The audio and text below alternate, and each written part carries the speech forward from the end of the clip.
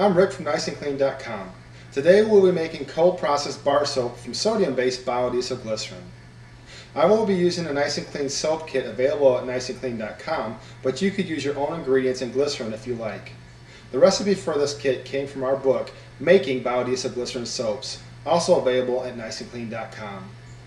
The Knice-N-Clean soap kit comes with sodium hydroxide, commonly known as lye, gloves and goggles for mixing your caustic solution, a thermometer for checking the temperature of your soap, liner material for your soap mold, fatty acids to add hardness and lather to your soap, and sodium-based biodiesel glycerin.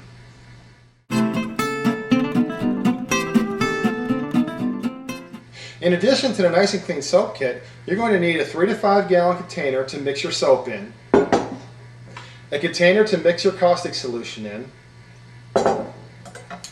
utensils for mixing your soap and your caustic solution, an immersion blender. This will greatly speed saponification and shorten your time in making soap. A knife or slab cutter for cutting your slab of soap, and a knife or bar cutter for cutting your soap into bars. Just a note about utensils and equipment. Aluminum should never be used when making soap as it will react with the caustic solution. I like to use stainless steel or glass. Plastic works too. Wood utensils are okay, but they degrade over time. Okay, let's go make some soap.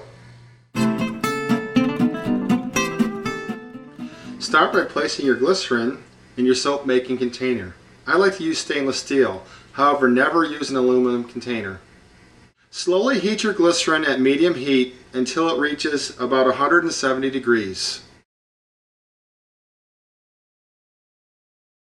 Once your glycerin has been heated to 170 to 180 degrees, it's time to pour in the fatty acids.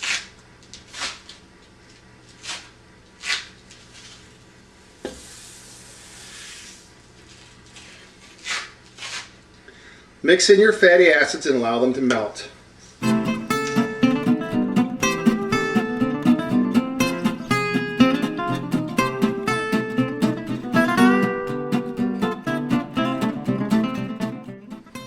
Now that your fatty acids have melted into the glycerin, you can turn off the heat. It's time to add the lye solution.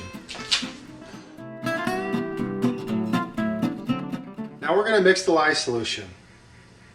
You want to make sure you're wearing your rubber gloves and your goggles and that you have vinegar on hand in case you happen to have an accident with the lye solution. Always use distilled water and never ever use an aluminum container. Always pour the lye into the water and not the other way around. Stir constantly while pouring the lye into your distilled water.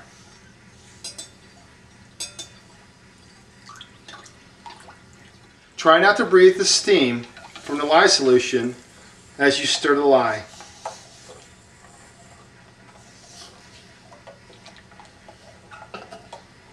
Mix until the lye is fully dissolved.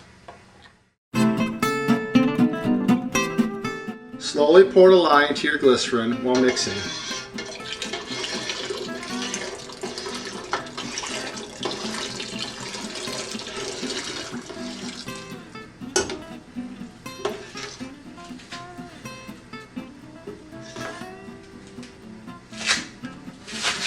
You can keep stirring, but I like to use a stick blender, which speeds saponification.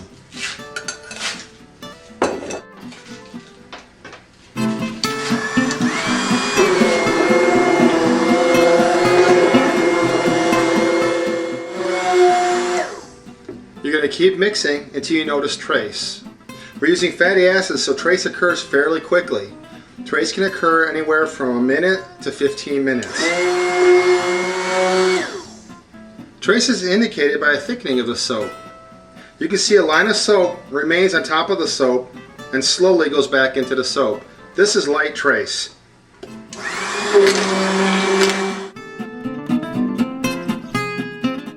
Once your soap is traced, you can scent your soap. I will be using 3 ounces of scent for this batch of soap.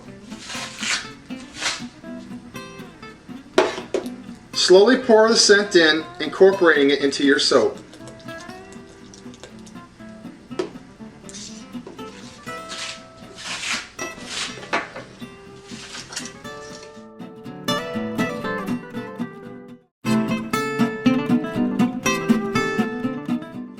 Now that you have added the scent to your soap, you can now pour the soap.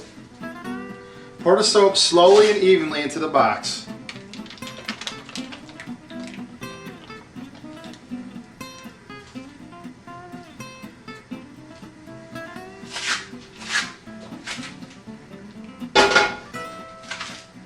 The soap should start to harden in anywhere from 4 to 6 hours, but overnight is always best. Now that the soap is hardened, you can cut it into bars. I like to trace a grid on a slab of soap. This lets you keep each bar about the same size.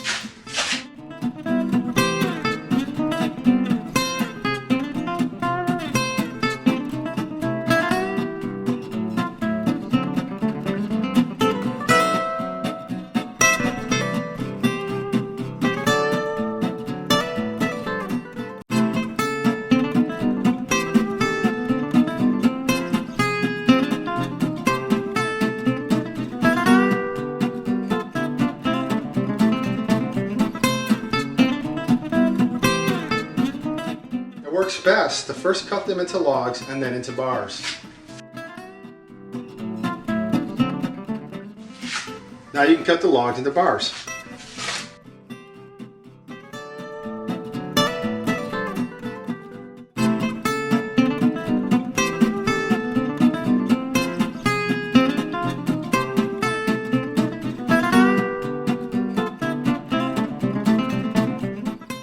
By now you should have 48 to 52 bars of soap.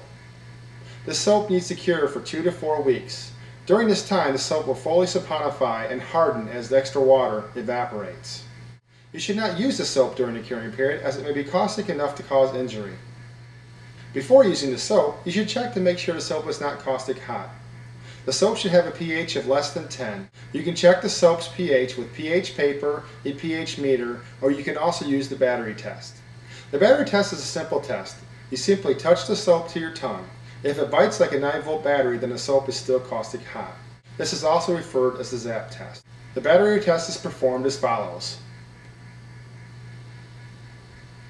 If you have no bite, then the soap is fully cured and ready to use. If you'd like to learn more about making soap from biodiesel glycerin, please check out our book, Making Biodiesel Glycerin Soaps, available at Knice-N-Clean.com. Thank you for watching and happy soaping.